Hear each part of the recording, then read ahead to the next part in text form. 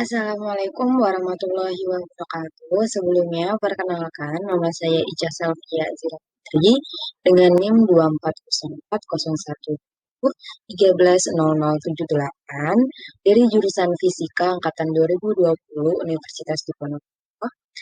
Baiklah, di sini saya akan mempresentasikan hasil dari penugasan mata kuliah elektromagnetika yang diampu oleh Bapak Zainal, di mana saya akan memaparkan beberapa soal yang ada di dalam buku Introducing to Electromagnetic by David, di mana di sini untuk yang pertama itu dimulai dari bab 5 untuk problem 5.1. Nah, untuk soalnya sendiri itu adalah sebuah partikel muatan Q memasuki medan magnet B menuju ke dalam, arahnya menuju ke dalam. Nah, medan membelokkan partikel sejauh D seperti pada gambar di bawah ini. Gambarnya yang ini yang di bawah ini.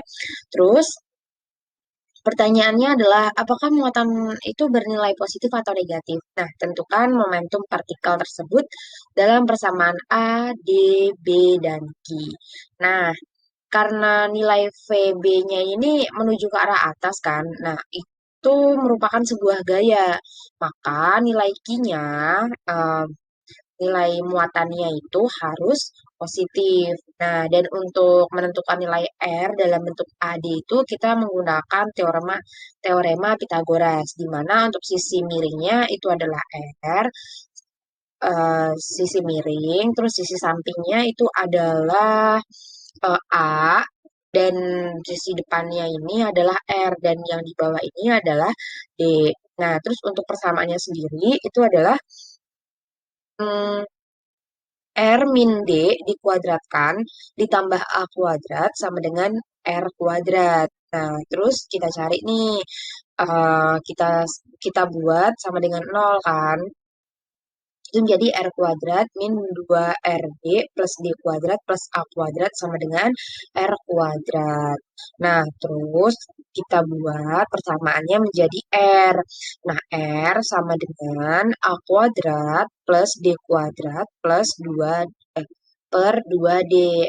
Nah, ini kan R-nya kita udah dapet nih persamaannya yang ini. Nah, terus abis itu kita masukin untuk menentukan momentum, di mana momentum itu kan P sama dengan QBR. Nah, terus R-nya itu kita masukin sama persamaan yang udah kita dapet ini tadi. Nah, jadi persamaan P-nya, momentumnya itu menjadi QB eh, A kuadrat plus D kuadrat per 2D. Begitu, teman. Selanjutnya ke problem 5.5. Nah, 5.5 ini soalnya sebuah piringan hitam membawa kerapatan listrik statis sebesar sigma.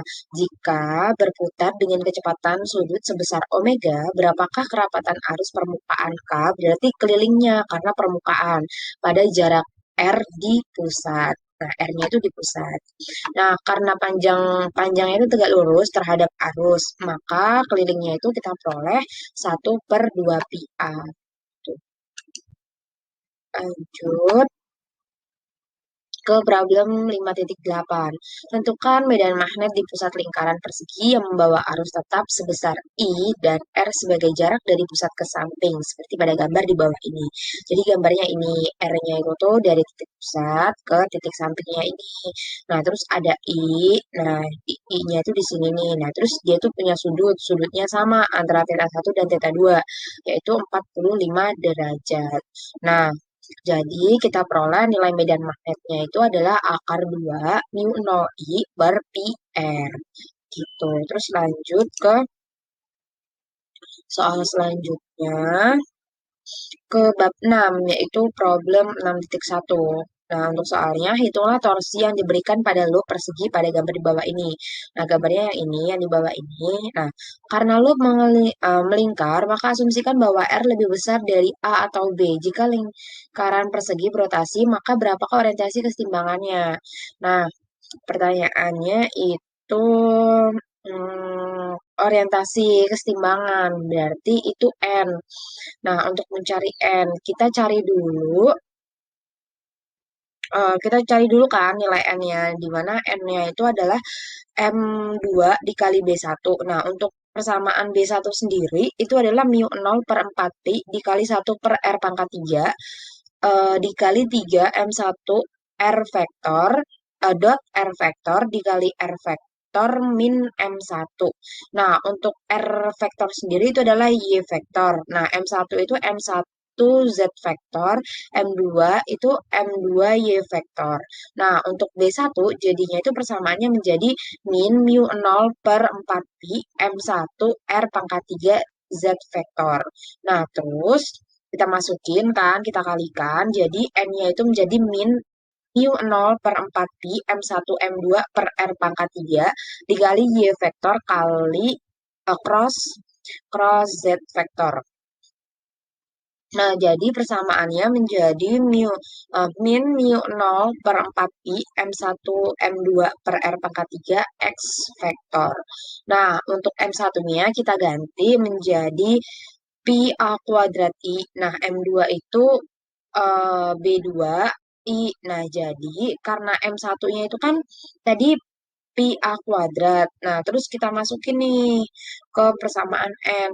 N-nya jadinya menjadi min mu 0 per 4, pi-nya itu hilang, dicoret sama yang M1 ini, M1 sama M2-nya kita ganti yang pi A kuadrat I sama B kuadrat I. Nah, tadi ada pi, kita coret. Nah, terus abis itu M1, M2-nya jadinya tinggal A, B, I dikuadratkan. Karena A sama B-nya kan kuadrat, I-nya ada dua, berarti dikuadratkan, dimasukin ke dalam kurung. Terus di per R pangkat 3 X vektor. Jadi nilai orientasinya adalah min Z vektor begitu. Nah, N ini nih sebagai Z vektor. Kita lanjut ke problem 6.14. Untuk magnet batang pada gambar di bawah ini yang sebelah kiri, gambarnya sebelah kiri, buatlah sketsa terhadap M, B, dan H. Asumsikan bahwa L adalah 2A. Nah, jadi untuk sketsanya itu gambar yang sebelah kanan, yang besar-besar ini teman-teman, ya ada dua. Ini adalah sketsanya. Nah, untuk H-nya sendiri itu adalah 1 per mu 0 B min M. Itu untuk persamaan H-nya. Oke, teman-teman lanjut ke problem 6.24. 6.24 lagi.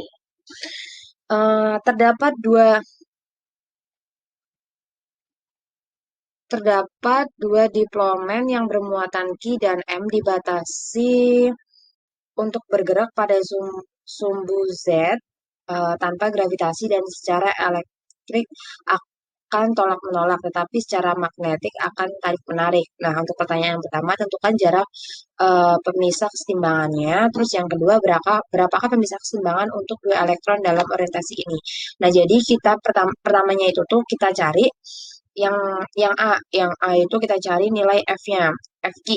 FQ itu 1 per 4 pi epsilon 0 kali Q kuadrat per Z kuadrat kali Z vektor.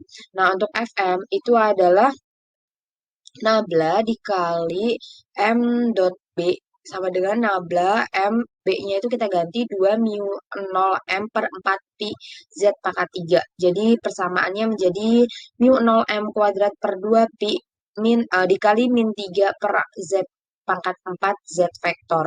Nah, terus kita masukin kan persamaannya, terus itu menjadi 1 per 4 pi epsilon 0 Q kuadrat per Z pangkat 2 sama dengan 3 mu 0 M kuadrat per 2 pi Z pangkat 4.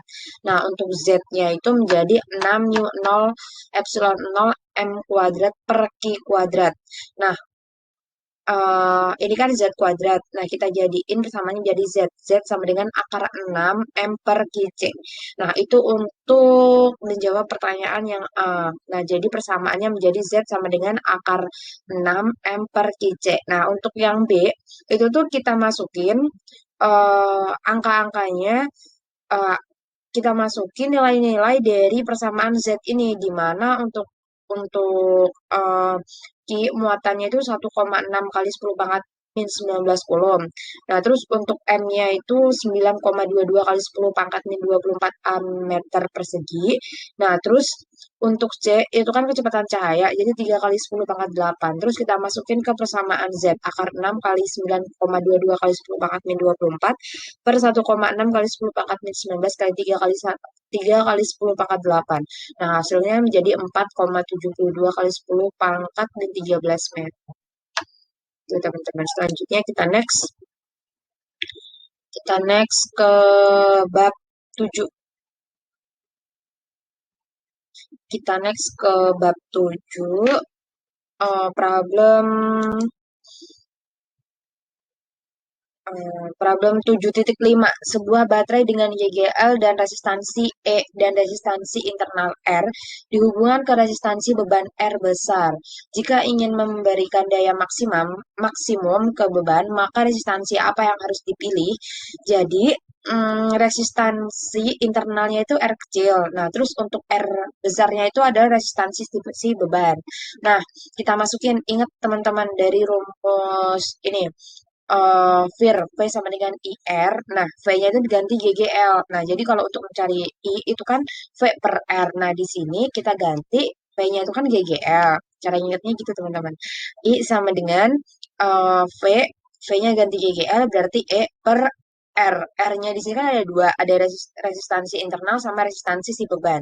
Jadi rumus eh, arusnya itu menjadi I sama dengan GGL induksi, GGL-nya, GGL baterai, GGL per R kecil plus R besar. Nah, untuk nilai habis itu kita cari juga ini menggunakan daya. Daya P sama dengan VIR. P sama dengan ini P sama dengan I kuadrat R. P itu iri, IRI. Nah, I kuadrat R. Nah, terus karena I-nya yang kita dapat tadi, GGL per R kecil plus R besar, kita masukin I-nya itu dikuadratkan dikali R. Jadi persamaannya menjadi P-nya itu menjadi GGL kuadrat R besar per R kecil plus R besar dikuadratkan. Nah, terus kita turunkan nilai daya kita turunkan daya terhadap resistansi beban. Nah, jadi dP per dR sama dengan GGL kuadrat dikali 1 per R kecil plus R besar dikuadratkan dikurang 2R besar, itu R beban, per R internal ditambah R beban di pangkat 3 sama dengan 0. Jadi, persamaannya menjadi R R internal ditambah R beban sama dengan 2R beban. Jadi R beban sama dengan R internal. Kita next ke soal selanjutnya.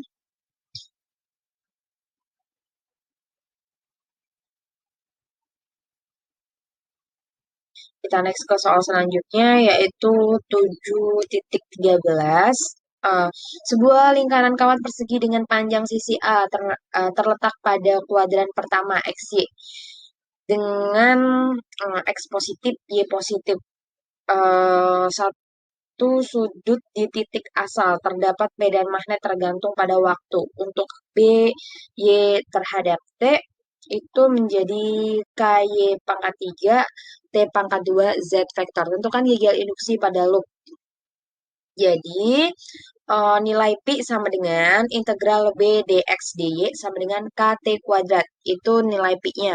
Nah, terus integral integral A sampai 0 dx kali integral A sampai 0 Y pangkat 3 dy itu 1/4 KT kuadrat A pangkat 5. Nah, untuk ini apa GGL induksi itu adalah negatif turunan pi terhadap T. Nah, itu jadi rumusnya menjadi persamaannya menjadi min setengah KTA pangkat 5. Lanjut ke soal selanjutnya. Ke kita masuk ke bab 8 yaitu problem 8.2. Perhatikan kapasitor pengisian berikut ini. Nah,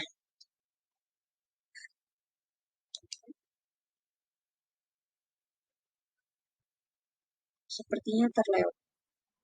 Enggak.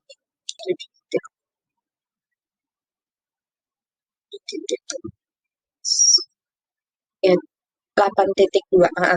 Terus pertanyaannya itu carilah medan listrik dan medan magnet pada celah tersebut pada fungsi jarak S dan fungsi jarak dan fungsi waktu terhadap T. Nah, itu berarti nilai E sama dengan sigma per epsilon nol itu Z vektor. Nah, untuk epsilon nol adalah Q per Pi A kuadrat. Nah, untuk QT itu adalah IT. Dan jadi persamaan E terhadap T itu adalah IT per Pi epsilon nol A kuadrat Z vektor. Nah, terus kan kita mau mencari medan magnet terhadap ST.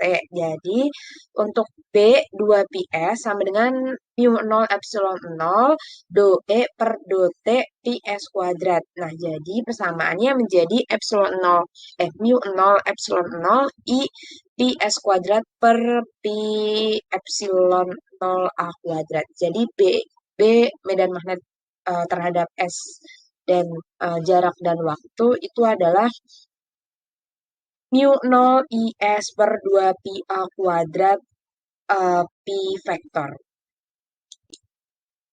Kita lanjut ke problem 8.3 dari soal sebelumnya tadi yang 8.2 itu tentukan rapat energi U di celah dan vektor S di celah serta perhatikan arah S-nya. Kita perhatiin arah S-nya. Nah, jadi nilai U itu adalah setengah epsilon nol E kuadrat plus 1/mu 0 B kuadrat. Nah, sama dengan 1/2 epsilon nol IT per pi epsilon nol A kuadrat dikuadratkan plus 1/mu 0 dikali mu 0 IS per 2 pi A kuadrat dikuadratkan. Jadi persamaannya menjadi mu 0 I kuadrat per 2 pi kuadrat A pangkat 4 dikali eh, dikali dikali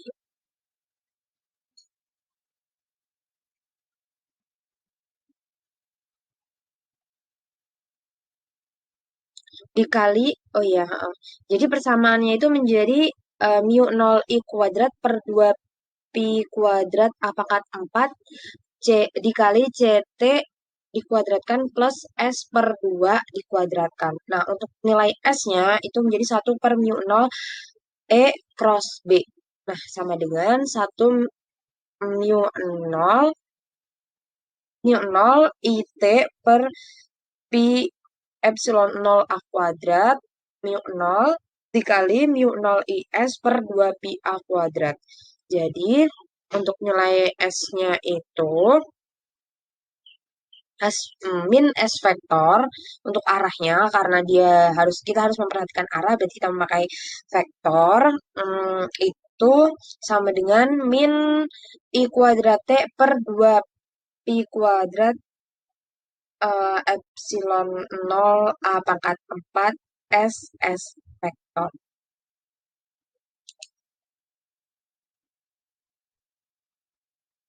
Soal selanjutnya yaitu problem 8.6. Sebuah kapasitor keping sejajar bermuatan E sama dengan EZ vektor medan listrik dan medan listrik yang sama diletakkan pada medan magnet B sama dengan BX vektor seperti pada gambar di bawah ini. Gambarnya yang di bawah ini teman-teman. Nah, terus pertanyaannya adalah tentukan nilai momentum elektromagnetik dalam ruang antar plat. Jadi yang di dalam ini nih, jadi platnya itu kan ada dua. Nah, di dalamnya ini nih. Nah, terus kita cari momentum. Itu kan P momentum itu kan. Nah, jadi kita cari G sama dengan epsilon 0 E cross B sama dengan epsilon 0 E B Y vektor. Jadi nilai momentumnya adalah epsilon 0 E B A D Y vektor. Baik, terima kasih. Baik, sekian dari presentasi saya. Jika ada salah kata atau ada yang kurang jelas, saya mohon maaf. Saya akhiri. Wabillahi taufik wal hidayah. Wassalamualaikum warahmatullahi wabarakatuh.